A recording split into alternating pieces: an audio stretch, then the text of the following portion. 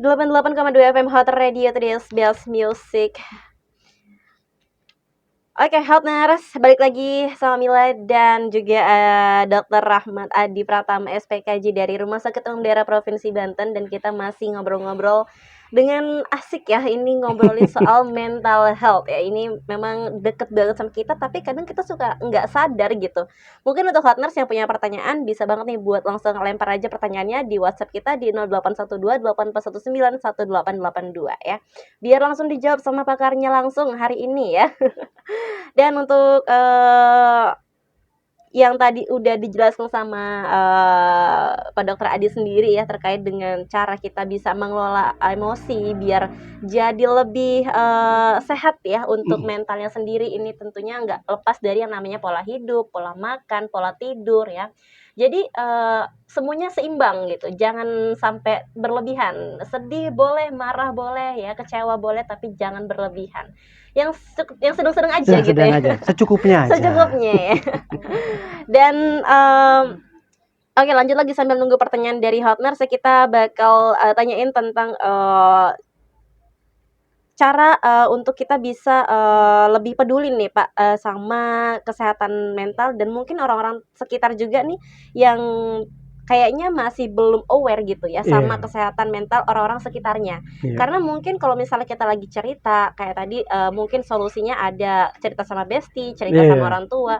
Kadang suka diceletukin kayak elah gitu aja gitu ya. Atau mungkin kamu pasti bisa deh gitu, cuman gitu doang kok. Padahal kan sebenarnya kita nggak tahu nih kemampuan untuk mengontrol emosi itu orang-orang kan pasti beda-beda gitu ya Pak ya. Nanti pun gimana sih Pak untuk hal tersebut gitu?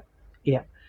Jadi kalau misalnya kita punya teman ataupun anggota keluarga gitu ya, yang kita lihat kita harus aware nih. Aware itu gimana? Maksudnya aware itu gimana? Kita nih biasanya nih anak kalau misalnya subuh bangun nih, tapi udah berapa hari ini kok kayaknya jadi jam 9, kenapa gitu ya. Terus yang tadinya aktif kok sekarang di kamar aja, diajak keluar nggak mau. Nah, kita harus hati-hati tuh. Ini jangan-jangan ada sesuatu, apakah yang terjadi di sekolahnya, karena sekarang musim nih ya, banyak banget kasus-kasus bullying, kalau dibully gitu, sehingga mungkin kalau kita lihat secara fisiknya sih bagus-bagus aja, nggak ada masalah, bukan yang harus dirawat gitu. Tapi ketika kita tanyakan, akhirnya dia nangis, akhirnya dia takut gitu ya. Apa sih yang bisa kita lakukan gitu ya, kalau misalnya ada teman ataupun saudara atau anggota keluarga yang seperti itu, kita sediakan waktu, kita sediakan telinga untuk mendengar. Lebih banyak mendengar daripada kita berbicara. Gitu kan. Soalnya gitu kan, kadang-kadang kita udah nggak sabar untuk menasehati, udah kayak orang bener kita gitu kan. Padahal sebetulnya yang dibutuhkan oleh mereka itu adalah mungkin hanya mendengar aja, curhatan gitu ya, curahan kekesalan gitu ya, kesedihan yang ingin mereka ungkapkan gitu.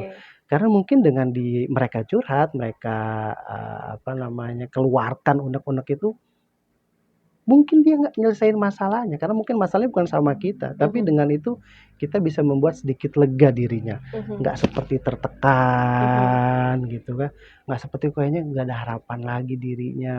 Nah, itu yang harus kita inikan, karena salah satu juga memang kita sebut namanya ventilasi.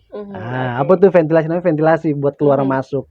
Sama juga tuh jiwa kita, perasaan kita juga harus kita ventilasikan. Kalau kita sendiri aja, kita pendem sendiri, lama-lama yang ada jadinya sesek, yang ada jadinya malah kesel, akhirnya uring-uringan nggak jelas. Nah, itu tuh Mbak Mil. Dan memang gangguan jiwa juga faktor-faktornya gitu, faktor-faktor yang terutama yang pentingnya itu ada 3 yang penyebab gangguan jiwa itu. Ada faktor biologi, ada faktor psikologi, dan psikososial. Nah, lingkungan psikososial ini nih yang berkontribusi banyak. Seperti apa lingkungan psikososial ini? Di sekolahnya bagaimana, teman-temannya bagaimana, di tempat kerjanya bagaimana. Nah, itu yang mempengaruhi dia. Ada faktor psikologis. Kalau faktor psikologis, karakternya gimana sih? Jangan-jangan karakternya memang yang pendiam aja gitu kan. Dok, ini mah orangnya mah baik, diem. Diam tuh kadang-kadang emas, kadang-kadang gitu kan. Tapi tidak semua diam emas. Tidak semua diam itu emas. Jangan-jangan nih orang udah diem aja udah udah nggak bisa lagi, dia udah nggak bisa berpikir lagi sehingga dia diam. Dia pingin marah nggak keluar sehingga dia diam gitu. Banyak menampung kekesalan sehingga dia diam. Nah itu yang lebih berbahaya. Nah kita harus bantu dia berventilasi. So, kita dengarkan apa yang bisa kita bantu. Kenapa sih lu diem aja? Gitu. Apa ya, yuk sharing sama gua. Kira-kira apa nih yang bisa gua lakuin buat lu? Nah, paling gitu ya, Mbak. Satu lagi faktor biologi memang, kalau udah faktor biologi didapatkan apabila memang kita memiliki apa ya, turunan gitu istilahnya di atas kita itu ya. Apakah bapak, tante, om, nenek, kakek, orang tua di atasnya lagi memang ada yang memiliki gangguan jiwa, itu kemungkinan, nah gitu ya, kemungkinan 2 kali lebih besar mengalami gangguan kejiwaan. Tapi kan baru kemungkinan, bukan berarti, oh iya sih dia mah orang dari atasnya aja ada tuh yang sakit, ada yang gangguan jiwa, pasti dia enggak juga gitu. Gimana kita bisa pola kita menyelesaikan masalah gitu kan. Jangan juga memperbesar masalah tapi tidak juga meringankan masalah gitu ya. Yang besar kita kecilkan dan ringan, ayolah kita bereskan gitu. Dan kalau kita bilang udah nggak sanggup nih, ya kita coba minta bantuan. Wajar loh kalau kita bantuan, dan namanya juga kita manusia tuh. Nah, Karena gitu. makhluk sosial. Satu sosial kita punya keterbatasan, gitu kan. Itu dulu harus kita harus belajar menerima keterbatasan kita, bahwa memang pada dasarnya kita nggak sempurna. Itu yang harus dicamkan sama teman-teman hotner semua ini. Gitu. Oke deh, ini tadi dari mungkin keluarga, dari teman mungkin ya. Nah, terus kalau untuk dari diri sendiri nih, gimana sih Pak untuk penanganan diri supaya kita tuh bisa membatasi hal-hal yang memang bisa kita kerjakan, karena ada kan beberapa masalah yang di luar kendali kita gitu. Jadi nggak usah terlalu dibawa beban gitu ya. Kadang-kadang diri kita ini apa ya, nggak sadar, ya itu saya bilang kita harus menyadari dulu, nggak sadar, oke dapat tugas apa, oh siap, nah gitu kan, pokoknya siap dulu, padahal kita udah nggak mampu gitu kan, udah nggak mau ngerjain itu ya, kita harus akui, oke, ya kemampuan saya segini nih, gitu ya. Ketika kita udah burn out, kita udah nggak mampu, satu kita sampaikan, kedua ya tadi kita coba untuk keluar dulu dari rutinitas itu. Kalau ini ya, istirahat dulu gitu ya, terusnya mungkin relaksasi dulu, yang paling gampang kan pernapasan kan, tarik nafas, kita tahan, kita bayangkan sesuatu yang nyaman gitu kan ya, terus kita bilang dalam diri kita, oke semua bisa kita laluin, oke semua akan baik-baik saja. Mungkin itu. Jadi ada sugesti sendiri gitu ya. Self suggestion gitu ya, afirmasi pada diri kita sendiri gitu ya. Self talk itu bagus gitu ya, bicara pada diri, tapi jangan kelamaan dan kebanyakan juga. Nanti terlihat aneh kalau bicara sendiri. Karena mungkin terlalu nyaman ngobrol sama diri sendiri ya. Gitu ya. Nah ini tadi di awal disinggung kalau kita ini sekarang bisa untuk yang namanya konsultasi di puskesmas gitu ya Pak ya. Jadi mungkin bisa dijelaskan, apakah semua daerah sekarang sudah bisa untuk merasakan pelayanan itu, atau hanya di beberapa daerah aja? Insya Allah kalau di Banten saya rasa sudah bisa ya semua puskesmas, walaupun memang di situ nggak ada psikolog psikiater gitu. Cuman dengan pelatihan yang sudah dilaksanakan oleh Dinas Kesehatan gitu ya, insya Allah untuk screening sudah bisa mereka. Nanti mereka coba tangani dulu gitu kan memang ada kompetensinya di situ kan. Ketika dia sudah ngelewatin, wah ini kayaknya udah bukan kompetensi saya nih. Nanti insya Allah dari puskesmas pun akan merujuk ke rumah sakit atau tempat pelayanan kesehatan yang lebih lanjutnya. Gitu. Dan itu ibaratnya masih terjangkau dengan masyarakat ya Pak. Jadi nggak yang harus kita datang langsung ke pusat rumah sakitnya gitu kan, karena masih di daerah gitu ya untuk hoters. Jadi nggak perlu ragu lagi nih ya, dan nggak perlu takut juga gitu ya Pak ya untuk konsul aja gitu, karena mungkin dengan kita cerita kayak yang tadi udah Pak Dokter bilang, dengan kita melakukan ventilasi, sharing lah kalau kata orang gitu ya, sharing gitu kan ya. Nah itu pasti bisa, siapa tahu bisa meringankan gitu ya, walaupun memang tidak menyelesaikan tapi meringankan ya. Karena biasanya kalau udah meringankan gitu dan otak jadi ringan, kadang kita suka punya inspirasi gitu ya, Pak, Nah, ya? saya jalan keluarnya ketemu tuh, wah ternyata ini nih yang harus kita lakuin nih, Setelah tadi buntu gitu. dan gelap gitu ya. Betul betul. Oke deh, nanti untuk, beberapa hotners udah masuk Oke. pertanyaan ya. Ini ada datang dari Pak Dadang di Serdang ya, Oh oke. iya. Pak Dadang di Serdang ini katanya, sekarang banyak remaja yang sekarang mengaitkan kesehatan mental mereka dengan masalah hidup yang mereka hadapi. Nah, ini apakah sebenarnya berpengaruh katanya dengan, antara dua hal itu ya? Iya. Oke, ini kayaknya anaknya mungkin ya. Oke, baik, terima kasih Pak Dadang ya.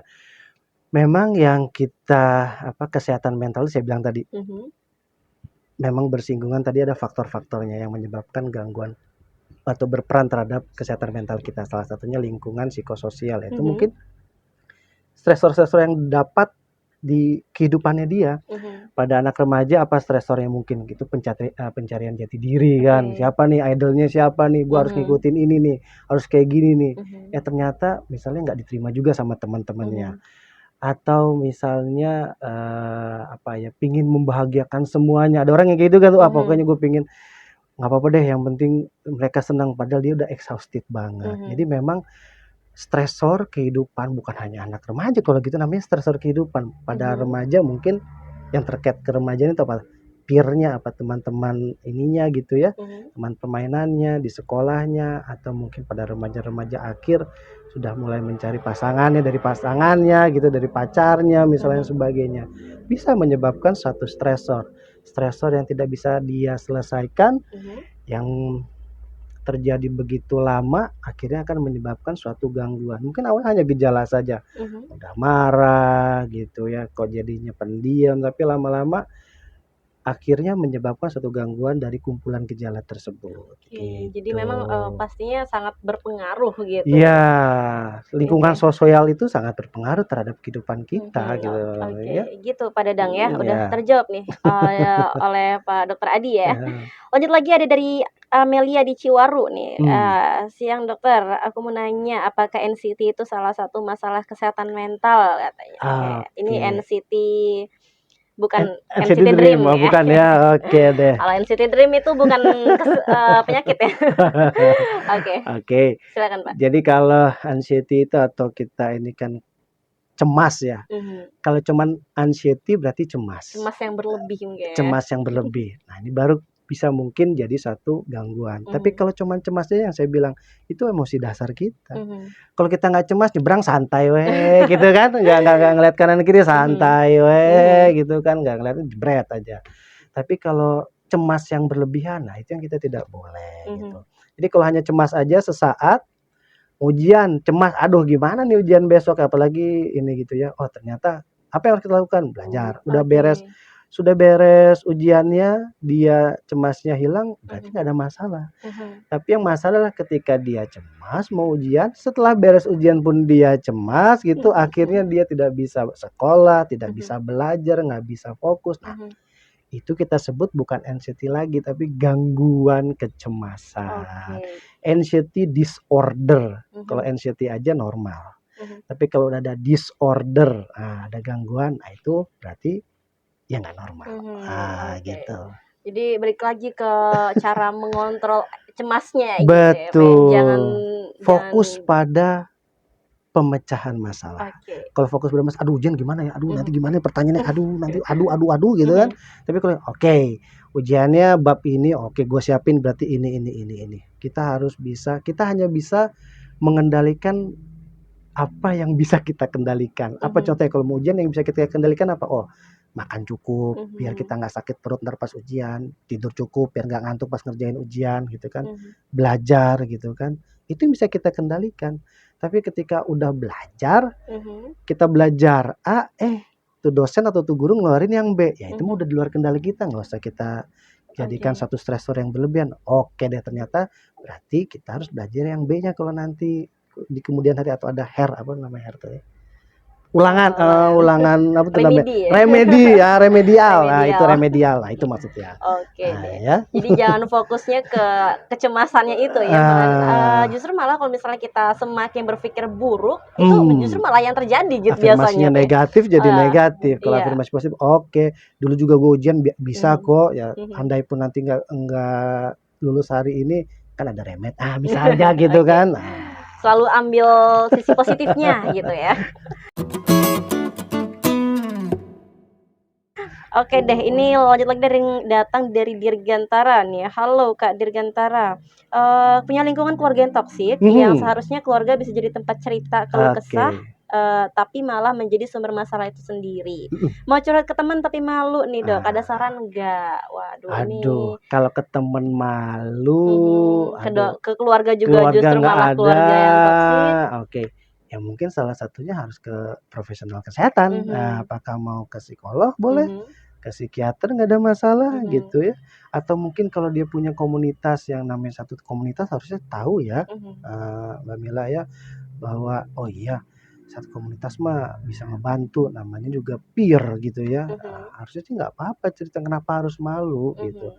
Kalau namanya bestie seharusnya nggak ada malu-maluan tuh. Iya. Kalau masih ada malu-malu itu bestie atau bukan? Nah, pertanyaan lagi kan, Dok nih temen gue gini kok, bukannya ini malah ngejauhin gue. Lah ya berarti itu temen lo bukan, gitu kan. Yang namanya temen, ketika teman kita jatuh kita angkat, ketika teman kita sedang lagi tinggi, lagi naik daun ya kita senang, gitu kan. Tapi kalau ada yang teman ingin lagi anaknya deket, kagak ada duitnya, kagak deket, aduh. Wah, itu perlu Apa dipertanyakan ini ya. itu pertanyakan nih, mutualnya kagak ada gitu ya. Nah, itu sih. Tapi kalau memang itu tuh Mas Dirgan ya, Dirgantara ya, Anda boleh datang misalnya kalau memang mau ke puskesmas untuk itu ada. Mau ke rumah sakit juga boleh. Oh ya, saya tambahkan lagi. Untuk ke klinik jiwa atau psikiater sekarang sudah bisa kok, bukan sekarang juga, sudah lama sebetulnya. Bisa pakai BPJS kok, nggak harus, aduh nanti gue bayarnya berapa nih, konsultasi berapa, enggak. Kita BPJS udah cover kok itu. Makanya saya bilang gangguan jiwa sama gangguan lain itu nggak ada bedanya, sama-sama di cover juga, sama-sama kesehatan juga. Jadi bukan suatu aib gitu ya, gangguan jiwa itu. Ya. Oke, aman berarti ya. Oh aman, terkendali, boleh. Itu buat Mas Dirgantara ya. Semoga menjawab ya. Jadi jangan malu ya, karena kalau misalnya itu temennya nggak menerima cerita dari Mas Dirgantara, ini kayaknya bukan temen gitu ya. betul. Kayaknya harus pilih-pilih teman yang lebih menerima gitu. Oke deh, mungkin sebelum kita closing statement untuk Hot Nurse ya, cukup sampai di sini aja nih untuk pertanyaannya ya. Jadi mohon maaf karena memang terbatas waktunya ya. Jadi kita dengarkan closing statement dari Pak Adi dulu nih untuk hari ini tentang kesehatan mental, yang tentunya nih pasti semoga bisa membuat Hot Nurse jadi semakin peduli dengan kesehatan mental ya, karena penting banget buat kita bisa lebih produktif untuk sehari-hari gitu ya. Oke, silakan untuk Pak Dr. Adi ya. Baik, jadi sebetulnya kesehatan jiwa itu sama pentingnya dengan kesehatan fisik ya. Karena apa? Ketika kita punya jiwa atau jiwa yang sehat, jiwa yang kuat, otomatis biasanya fisiknya juga jadi kuat. Gitu ya. Kita lihat orang dengan gangguan fisik, kalau dia semangatnya tinggi, biasanya itu penyembuhannya cepat. Makanya saya bilang, pokoknya kesehatan jiwa juga penting selain kesehatan fisik ya. Dan jangan ragu, jangan sungkan, jangan malu untuk datang ke profesional kesehatan jiwa. Mau di puskesmas, mau di rumah sakit, mau ke psikolog, mau ke psikiater, kami siap membantu. Ya, mungkin itu. Siap, terima kasih Pak Adi untuk informasinya sama-sama. ya. Nggak kerasa nih udah hampir 1 jam ya kita ngobrolin soal kesehatan mental, dan semoga ini bisa bermanfaat untuk Hot Nurse yang dengerin ya. Biar bisa lebih sehat ya, walaupun kita tanggal tua, tapi kalau jiwanya sehat kan jadi bahagia-bahagia aja gitu ya. Positive thinking. Iya. Tetap positive thinking, tetap bisa bersyukur ya, karena pastinya masih banyak orang lain yang mungkin justru jauh di bawah kita gitu. Jadi dengan bersyukur, dengan kita melihat hal-hal positif ya, itu bisa membuat kita jadi lebih semangat nih untuk berkegiatan gitu ya. Siap, Oke, siap. semangat terus untuk Hot Nurse yang lagi beraktivitas. Terima kasih atas Sama-sama. kedatangannya Pak Adi ya. Semoga kita bisa sharing-sharing lagi nih ke depannya Baik, ya. mudah-mudahan. Oke deh, Mila yang bertugas pamit dan jangan lupa untuk selalu stay tune terus karena kita masih ada program Rest and Relax setelah ini ya. Jadi stay tune terus di 88,2 FM Hot Radio. Mila yang bertugas pamit. Terima kasih. Wassalamualaikum warahmatullahi wabarakatuh. Waalaikumsalam.